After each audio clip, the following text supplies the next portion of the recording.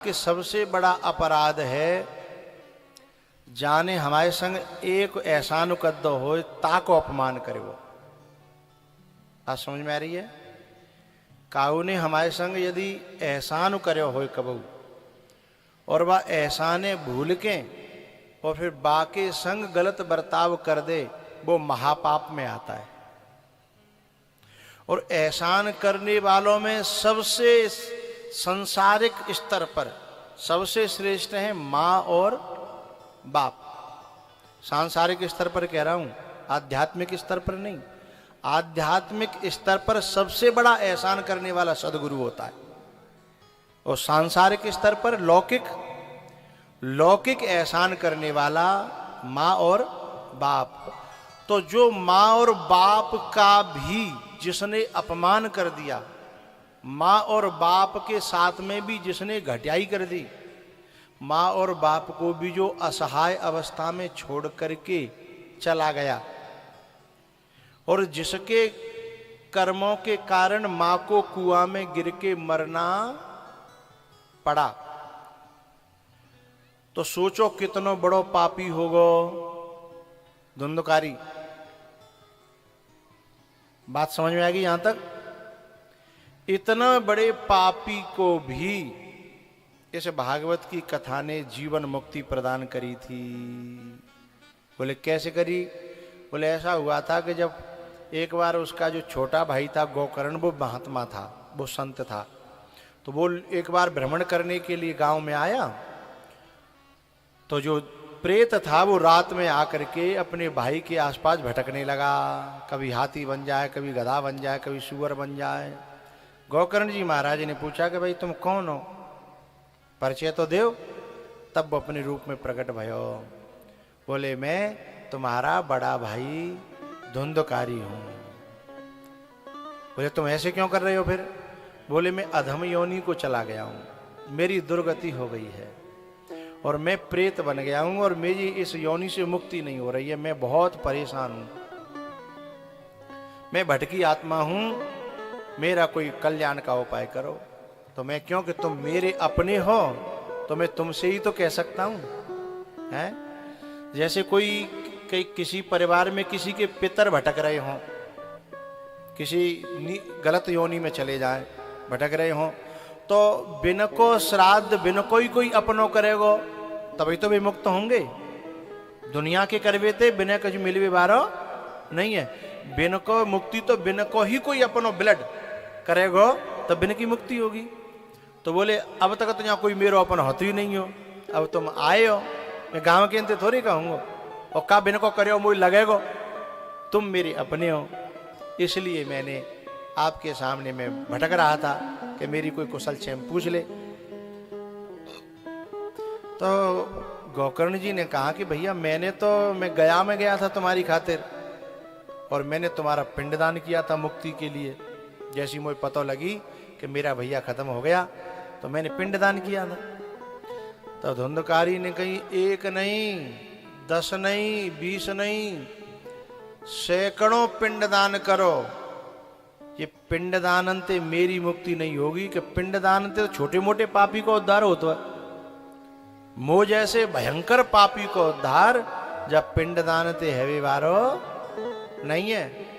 गया श्राद्ध शते नापी मुक्ति ही में न भविष्यति।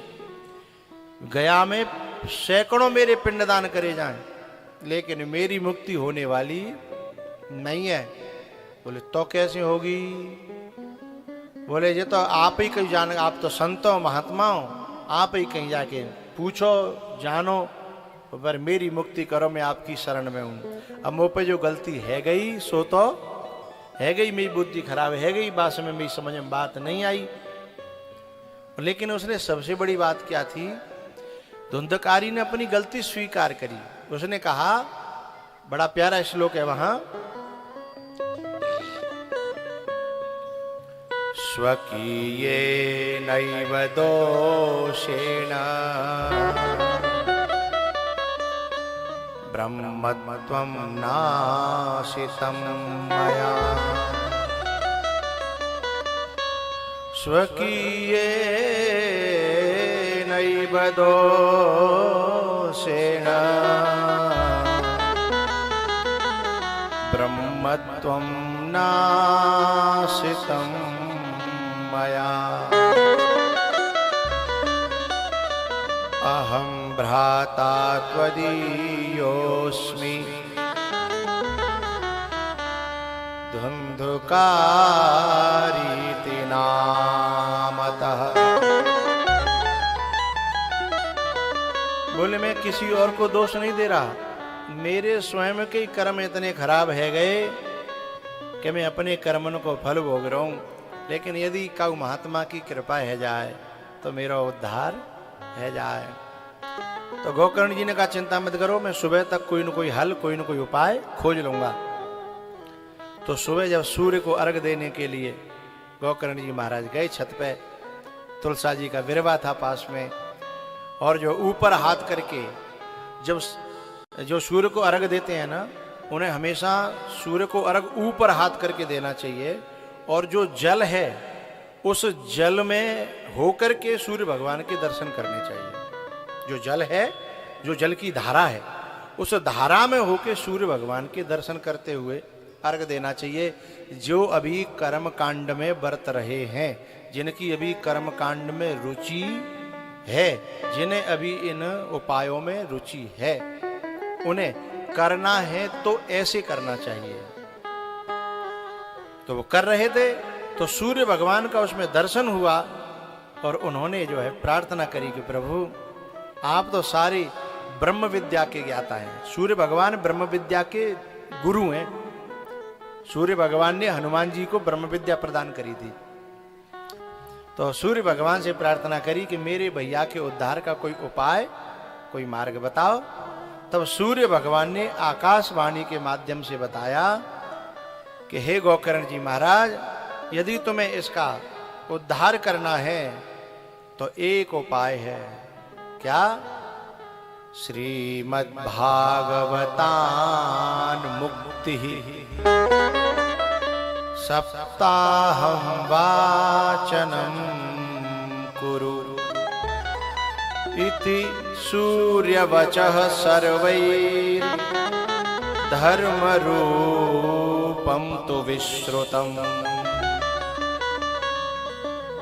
श्रीमद्भागवतान मुक्ति। सूर्य भगवान ने कहा गोकर्ण जी, कितना भी बड़ा से बड़ा पापी हो, श्रद्धा और विश्वास करके भागवत जी की कथा का श्रवण करे तो उसकी मुक्ति हो जाएगी। मेरा ये वचन है। सूर्य भगवान का वचन सुना तो गोकर्ण जी महाराज ने अपनो गांव हो तो पुरानो, जन्मभूमि अति उनकी, उनने सबसे प्रार्थना करी कि भैया मोए भागवत की कथा करानी है। बोले क्यों? बोले मेरे भाई की दुर्गति हो रही है। तो फिर व्यवस्था की गई, सारे गांव के लोग तैयार है गए हैं, सबन ने इकट्ठे है कि कलयुग तो हत नहीं हो बाखन हैं, कलयुग में तो 4 बनाएंगे तो 6 बिगाड़ेंगे, 4 ने अच्छी लगेगी तो 6 ने बुरी लगेगी हैं। लेकिन वहां तो एक ही बात में पूरा गांव राजी है गो के होगी तो होगी। फिर कथा भई, और उस कथा में हरे बांस में आज भी काला कपड़ा बांध करके वो नियम निभाया जाता है। धुंधकारी, या जैसे उस समय तो धुंधकारी था, लेकिन अभी भी जो कथा कराने वाले हैं उनके पूर्वजों में किसी की दुर्गति भई होए तो वो यहाँ आकर के आसन ग्रहण करे और कथा को श्रवण करे और मुक्ति प्रदान करे। और जाकी रही भावना जैसी है ते जो जेहि भाव रहा अभिलाखी, तेहि तेहि के तस तस रुचि रुक राखी। तो जब बांस में आकर के वो विराजमान हुआ, एक एक करके गांठ फटती गई। 7वें दिन धुंधकारी दिव्य रूप में प्रकट हो गया और भगवान के यहाँ से भगवान के पार्षद विमान लेकर के आए और केवल धुंधकारी को प्रार्थना करने लगे, आओ आपका स्वागत है, आपका स्वागत है। अब गोकर्ण जी महाराज की आंखें फटी की फटी रह गई कि यहाँ तो एक बड़ो धर्मात्मा बैठो है और सबते पहले तुम विमान लाए हो जा धंधकारी के लिए जो सबते गयो बीत्यो है और कथा तो सब नहीं सुनी है, या अकेले के लिए विमान क्यों लाए? अत्रैव बहवः सन्ति श्रोतारो मम निर्मला, मेरे एक से एक निर्मल श्रोता बैठे हैं, मैं इनको बचपन से जानता हूं। भाई गांव के तो हता ही है, और गांव की गांव में मालूम हो तो को कैसो है? सोनो कसेते और आदमी पास बसेते परख में आ जाते हैं। सोनो कसेते और आदमी नजदीक बसेते समझ में आ जाते हैं। तो धंध कर गोकर्ण जी महाराज ने कहा मैं तो यही काम कहूं, मेरे यहाँ चाचा ताऊ बाबा इतने बैठे हैं, हम एक तो एक जो है एक जो है इतना धर्मात्मा बैठो है, और तुम जा पापी ते पापी जा गांव को सबसे श्रेष्ठ पापी, सबसे बड़ो पापी बाकी ने विमान लाए। ये बात हमारी समझ में नहीं आई। तब इस बात का उत्तर भगवान के दूतों ने दिया कि हे गोकर्ण जी महाराज, आप तो महात्मा हो, आप तो संत हो, आप तो इस बात को अच्छी तरह जानते हो कि जो व्यक्ति कथा में मुक्ति की इच्छा लेकर के बैठेगा मुक्ति उसी की तो होगी। ये सब लोग जो बैठे हैं मुक्ति की इच्छा लेके ना बैठे, मुक्ति जिनकी आयु जाए तब नहीं जाएंगे जिनमें थे बहुत से लोग। तो बोले क्यों? बोले काऊ को काम अधूरा पड़ो है, काऊ की बिजनेस अधूरी पड़ी है, काऊ की नौकरी अधूरी रह गई है, काऊ की छोरा को ब्याह रह गो तो काऊ की छोरी को ब्याह रह गो, काऊ को भात रह गो है। ये सब जितने हैं ना, ये सब कथा तो सुन रहे हैं, लेकिन भगवान के यहाँ जावे को कोई तैयार नहीं होगा। नहीं तो पूछ ले तुम काऊ को चले, तो हम तो राजी हैं। गोकर्ण जी महाराज ने पूछी कि भैया कोई राजी है? बोले ना है, हमारा तो अभी बहनामा बाकी पड़े हुए हैं भाई, आधे पैसा पहुंच गए हैं और हवाला हम तुम ले गए तो यहाँ तो सब सुपर आधे पैसा देगा और नहीं वो जो चले गए कहाँ है। तो सबके काम अधूरे और रहते ही हैं संसार में, क्योंकि आज तक संसार में काऊ को काम पूरो भयो ना। यदि कोई संत कोई महात्मा काऊ विरक्त की कृपा है जाए तो वो व्यक्ति इन कामनाओं से मुक्त कर सकता है। प्रजहाति यदा कामान सर्वान पार्थ मनोगतान, ये कामना मर्त्य कबहुना है, छोड़नी पत्ते जहां के तहां है।